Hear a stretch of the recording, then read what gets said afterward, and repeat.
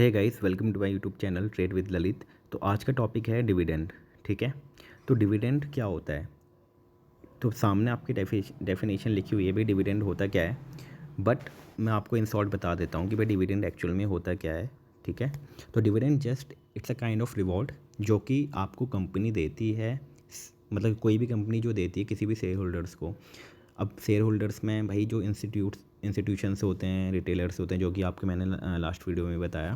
तो जितने भी शेयर होल्डर्स हैं उनको भाई कुछ रिवॉर्ड के तौर पे वो कुछ कैश दे देती है, या फिर स्टॉक्स दे देती है स्प्लिट करके, या फिर रेशियोज़ कर देती है। मतलब कुछ किसी भी तरह का वो रिवॉर्ड्स हो सकता है, ज़रूरी नहीं है कैश के फॉर्म में ही हो, आपके अकाउंट में ही आए। वो आपके डीमैट अकाउंट में नंबर ऑफ़ शेयर्स बढ़ के भी आ सकते हैं। ठीक है, तो वो भी एक तरह का डिविडेंड होता है।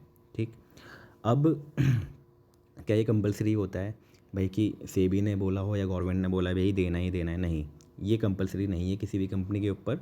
वो उनकी इच्छा है। वो कौन डिसाइड करेगा? बोर्ड ऑफ डायरेक्टर्स जो होते हैं, सीनियर्स होते हैं मैनेजमेंट के, वो डिसाइड करते हैं कि भाई कितने टाइम में, क्वार्टरली या फिर हाफ ईयरली या फिर ईयरली, या फिर देना भी है कि नहीं देना है। वो उनके ऊपर टोटली डिसीजन होता है कि भाई अगर उनको प्रॉफिट है तो वो देंगे, नहीं है तो भाई कहाँ से देंगे। ठीक है, अब वो जो प्रॉफिट होता है ना, प्रॉफिट आफ्टर टैक्स जो प्रॉफिट होता है, उस प्रॉफिट में से मान लीजिए कि अगर 100 रुपये का प्रॉफिट हो रहा है कंपनी को। ठीक है, तो 100 के प्रॉफिट में अगर उसने अपने एक्सपेंसेस वगैरह, मतलब पैट आफ्टर टैक्स है, तो भाई जो 100 रुपये का प्रॉफिट है उसमें अगर वो कुछ इन्वेस्टमेंट कर लेते हैं या कुछ अपने फर्दर फ्यूचर प्रोजेक्ट्स में, मान लीजिए उन्होंने 50 रुपये खर्च कर लिए, 50% उसका खर्च कर लिया अपने फ्यूचर प्रोजेक्ट्स में, उसमें से फिर 10 से 20% उसने कुछ मॉडिफिकेशन कर ली या फिर कुछ R&D में कर दिया। उसके बाद अगर जो बचा 10-20% है, उसमें से अगर वो मतलब उस प्रॉफिट का 10-20% जो प्रॉफिट का बचा है, वो अगर डिविडेंड के तौर पे करना चाहते हैं, मतलब अपने शेयर होल्डर्स के, तो कर सकते हैं। मतलब कुछ इस टाइप से वो करते हैं। वो टोटली उनके ऊपर डिपेंड है कि देना है नहीं देना। ठीक है, ऐसा कोई फोर्सफुली उन्हें कोई सेबी या फिर गवर्नमेंट नहीं कहती कि देना ही देना है। ठीक है, तो पहली बात तो ये है।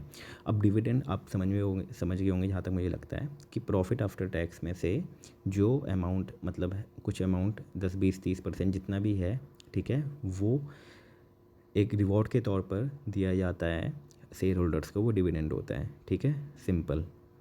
अब डिविडेंड यील्ड होता क्या है? डिविडेंड यील्ड क्या होता है? जो डिविडेंड पर शेयर मिला है, अगर उसको हम डिवाइड कर लेंगे मार्केट प्राइस एक शेयर का, ठीक है, उससे डिवाइड करके मल्टीप्लाई कर लेंगे 100 से, तो वो डिविडेंड यील्ड परसेंटेज हो जाती है।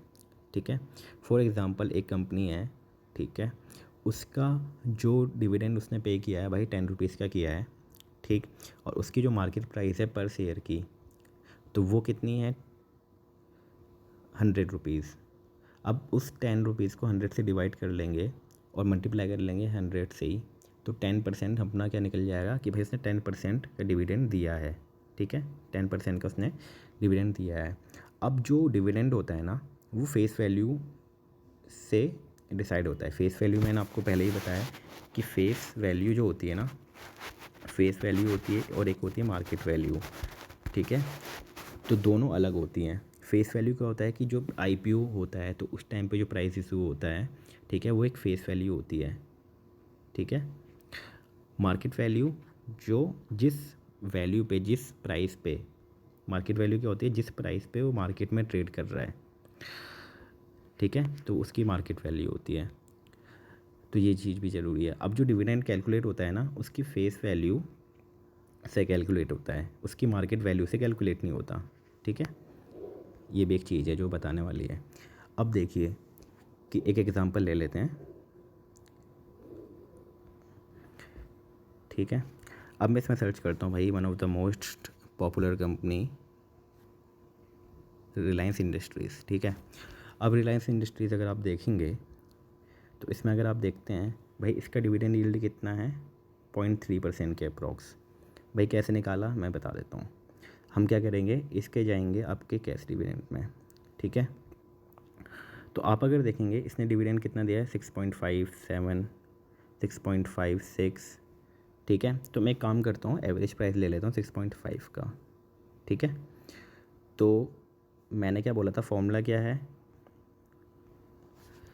मैं बता देता हूँ। जैसे 6.5 इसका क्या है, डिविडेंड जो दिया है, ठीक है, उसको मैं डिवाइड करूँगा किससे, जो उसकी मार्केट प्राइस है पर शेयर का। तो भाई पर शेयर क्या है 2400, ठीक है।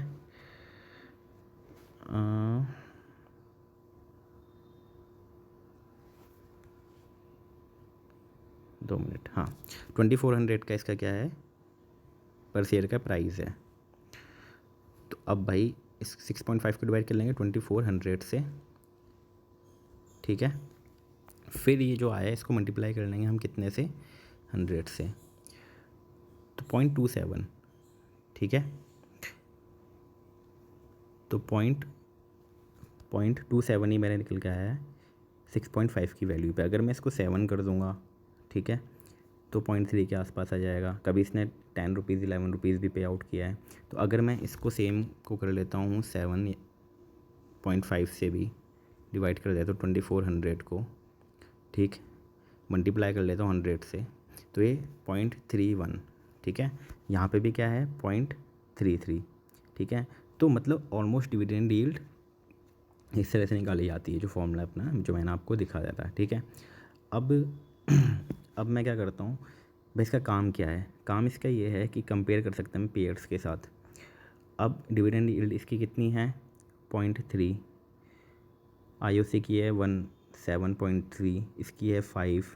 तो भाई इसका मतलब क्या ये है कि रिलायंस जो है डिविडेंड कम कर रही है, भाई कर रही है, यही है। अब एक कंपनी रिलायंस है जो 2400 रुपये की है, ठीक है, और दूसरी कंपनी आपकी जो है IOC वो 5 रुपीज़ कर रही है। तो आप कैसे कैलकुलेट करेंगे कि मतलब ज़्यादा डिविडेंड कौन दे रहा है, तो उस चीज़ के लिए डिविडेंड यील्ड होती है, ठीक है।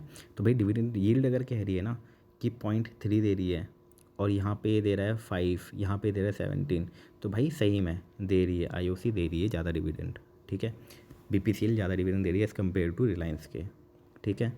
अब IOCL जो सबसे ज़्यादा डिविडेंड दे रही है 17% का, तो क्या भाई ये अच्छा स्टॉक हो गया, भाई ज़रूरी नहीं है कि जो ज़्यादा डिविडेंड यील्ड इसकी है तो वही ज़्यादा मतलब अच्छी कंपनी है। देखिए डिविडेंड यील्ड बढ़ जाता है, कैसे बढ़ता है मैं बताता हूँ। कि जैसे डिविडेंड मान लीजिए 10 रुपीज़ है, मार्केट प्राइस पर शेयर की कितनी है मान लीजिए 100 है, ठीक है।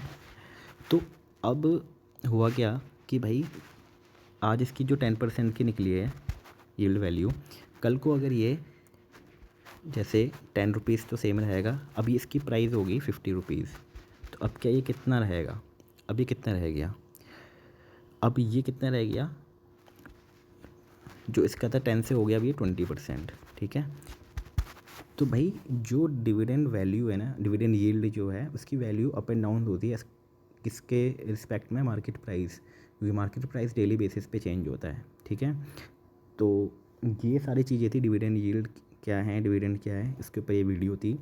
होपफुली आपको अच्छा लगा होगा। अगर आपको अच्छा लगा है तो प्लीज़ लाइक करिए, शेयर कीजिए, सब्सक्राइब कीजिए मेरे चैनल को, नोटिफिकेशन बेल दबाइए ताकि आप अपडेट रहे मेरी वीडियोस के लेके, और शेयर भी करिए फ्रेंड्स के साथ ताकि उनको भी इन चीज़ों के बारे में नॉलेज हो और वो भी इन्वेस्टमेंट जर्नी में कुछ अपना अच्छा कर सकें, कुछ अच्छे स्टॉक्स शॉर्टलिस्ट कर सकें, ठीक है।